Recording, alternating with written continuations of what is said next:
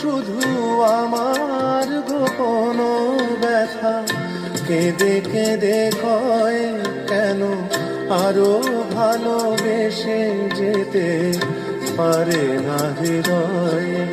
আমি এত যে তোমায় ভালোবেসেছি।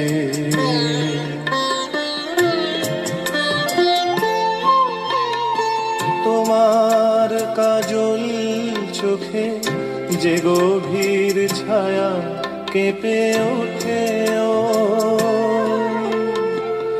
তোমার আধারে ওগো যে হাসির মধু মায়া ফোটে, ও